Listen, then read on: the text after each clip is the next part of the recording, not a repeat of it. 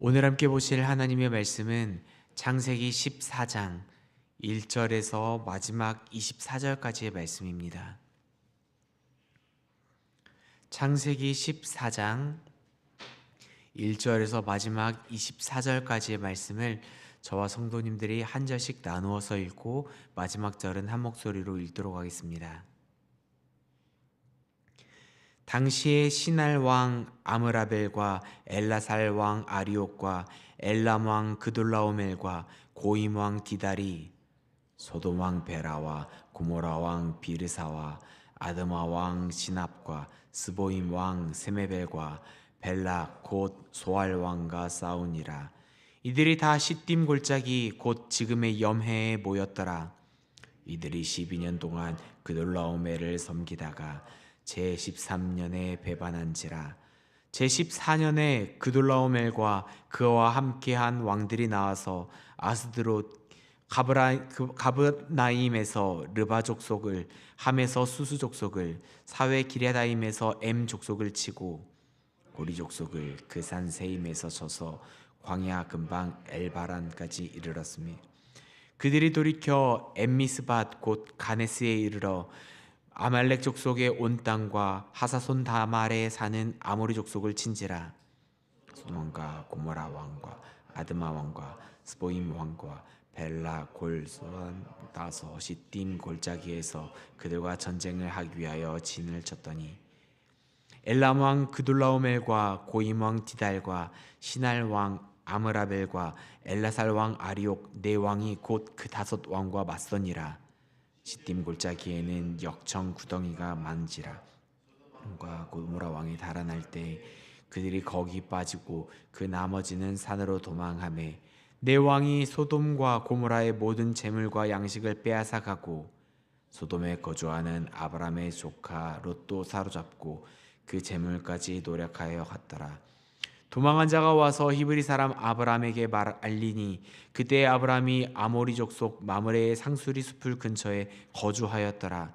마므레는 에스골의 형제요 또 아넬의 형제라. 이들은 아브람과 동맹한 사람들이더라.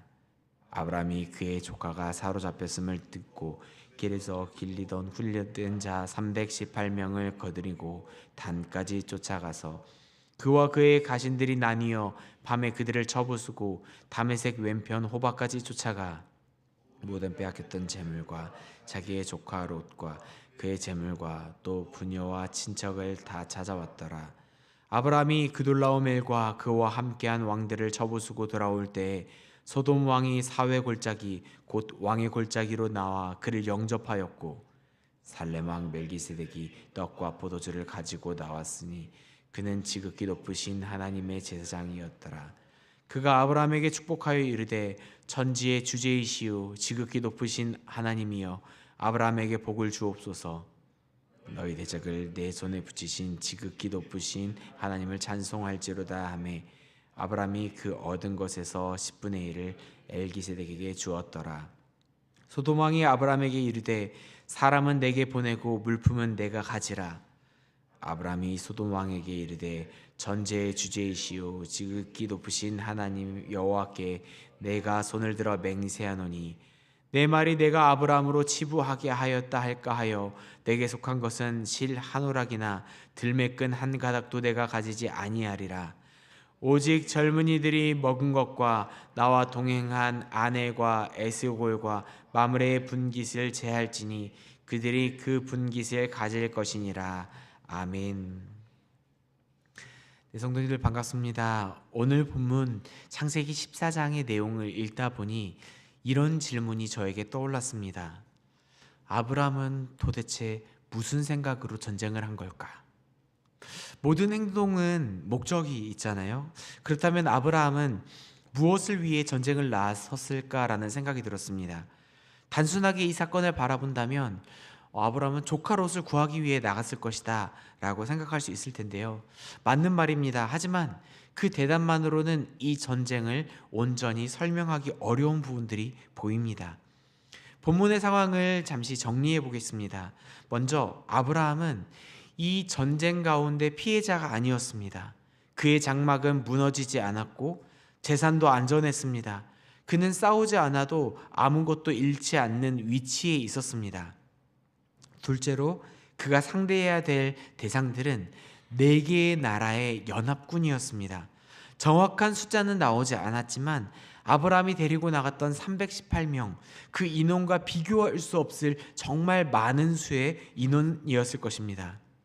셋째로 전쟁에 이기고 나서도 그는 마땅히 누릴 수 있는 전리품을 거절합니다. 이런 모든 상황들을 고려해 볼 때 아브라함의 전쟁은 단순히 가족 구출을 위한 가족 구출 작전이라고 말하기에는 너무나 많은 것들이 설명되지 않는 것들을 느낄 수 있었습니다. 그래서 다시 한 번 더 질문을 하게 되었습니다. 아브라함은 왜 싸웠을까요? 그는 무슨 생각으로 이 전쟁에 나섰을까요? 오늘 본문은 흥미롭게도 아브라함의 이야기로 시작하고 있지 않습니다.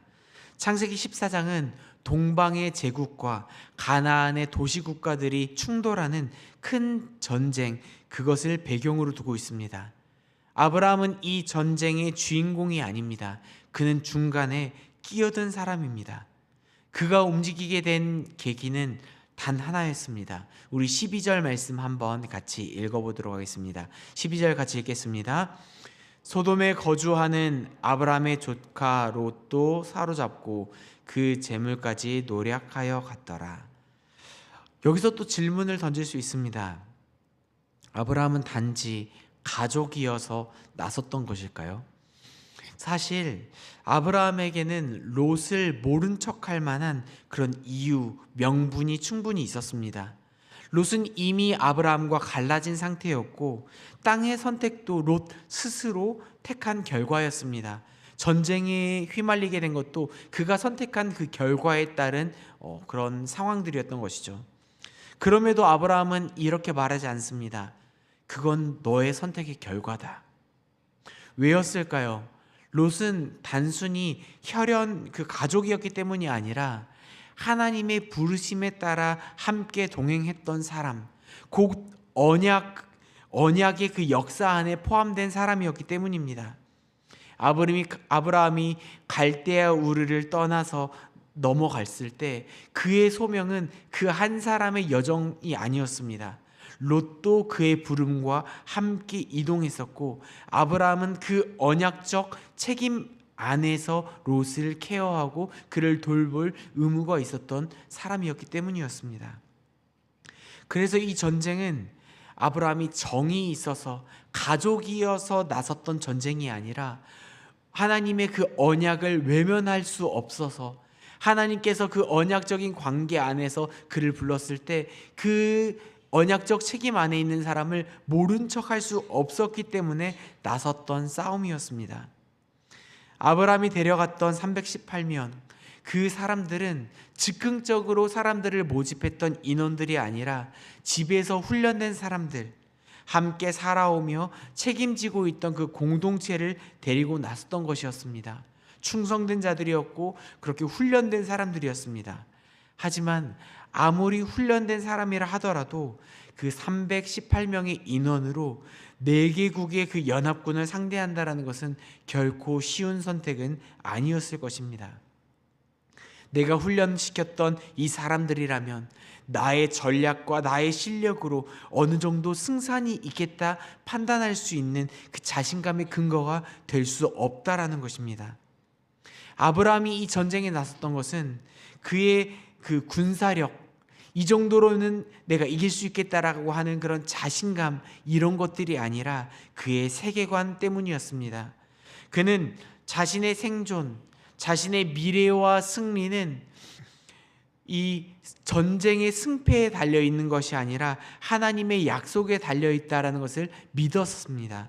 그래서 그는 계산하지 않았고 이길 수 있는 확률을 따지면서 나아가지 않았던 것입니다. 그의 담대함은 자신감이 아니라 하나님을 향한 신뢰였습니다. 아브라함은 단지 롯 한 사람을 구하기 위해 나아갔던 것이 아니었습니다. 그는 언약의 흐름이 무너지는 것을 방관하지 않기 위해 나섰습니다. 이 싸움은 영토를 위한 정복 전쟁도 아니었고 명성을 쌓기 위한 전쟁도 아니었으며 그 자신의 그 소유를 늘리기 위한 전쟁도 아니었습니다. 아브라함은 자기 가족뿐만이 아니라 언약 백성으로서의 책임, 그리고 하나님의 이름이 왜곡되는 것을, 그런 상황들을 그냥 바라볼 수 없었기 때문이었습니다. 전쟁을 승리한 후에 소돔 왕이 그를 영접하여 아브라함에게 이야기합니다. 사람은 내게 보내고 재물은 네가 가지라. 저는 맨 처음에 이 어감이 굉장히 어색하고 이상했습니다. 왜냐하면 전리품은 승리한 사람의 것이 당연한 것이었거든요.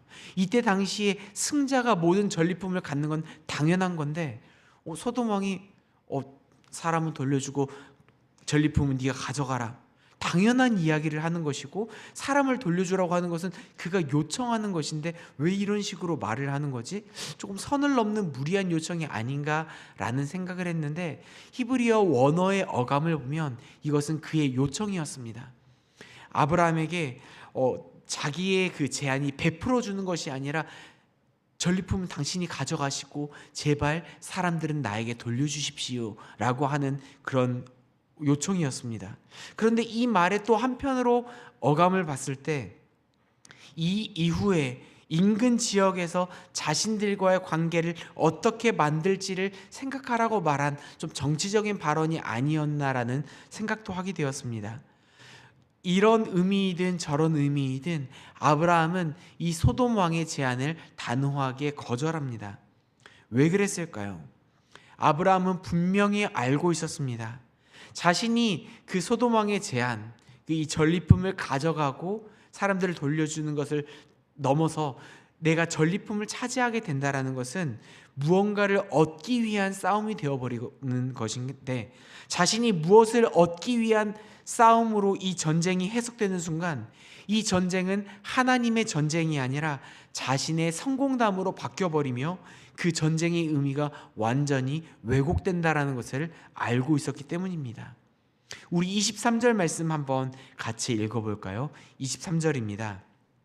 내 말이 내가 아브라함으로 치부하게 하였다 할까 하여 내게 속한 것은 실 한 오락이나 들매끌 한 가닥도 내가 가지지 아니하리라.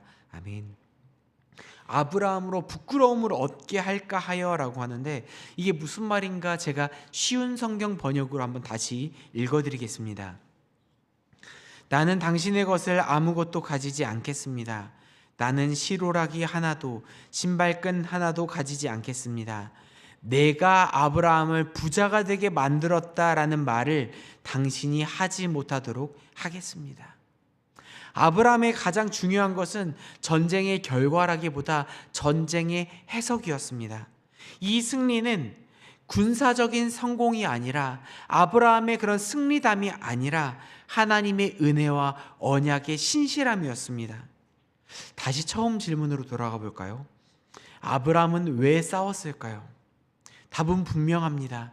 아브라함은 하나님의 약속을 신뢰하기 때문에 싸웠고, 언약 백성을 왜곡하지 않기 위해 싸웠으며, 하나님의 이름이 왜곡되지 않기 위해, 지키기 위해 싸움에 나섰습니다. 그는 자신의 유익을 위해 나서지 않았고, 자신의 명예를 위해 싸우지 않았으며, 자신의 안전을 위해 싸웠던 것이 아니었습니다.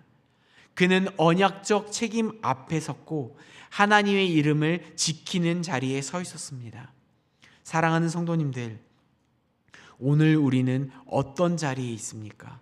어떨 때 움직이며 어떨 때 적극적으로 우리는 행동하고 있습니까? 많이들 내 자존심이 상했을 때, 내 권리가 침해되거나 내 손해가 분명할 때, 억울할 때 적극적으로 나서는 것들을 볼 수 있습니다. 열심을 다해 그 문제를 해결하고 무언가를 쟁취하기 위해 우리는 나섭니다. 하지만 우리가 정말 싸워야 되는 그 자리에서는 조용한 모습으로 나서지는 않은지 한번 생각해 봤으면 좋겠습니다. 우리가 싸워야 될 싸움은 이것입니다. 말씀 앞에서 우리가 나서야 할 때 외면하지 않는 것, 성경이 분명히 말하고 있는 그 사실 앞에서 우리가 침묵하지 않는 것, 언약 공동체를 지키고 하나님의 약속을 따라 살아가는 일 앞에서 적극적으로 행동하는 것.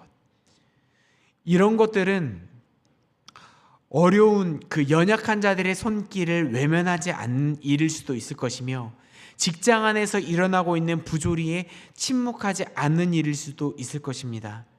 또한 전쟁으로 인해 신음하고 있는 다른 나라의 이야기에 관심을 갖는 일일 수도 있을 것입니다. 무엇이 되었든 우리는 하나님의 언약을 기준으로 움직여야 합니다.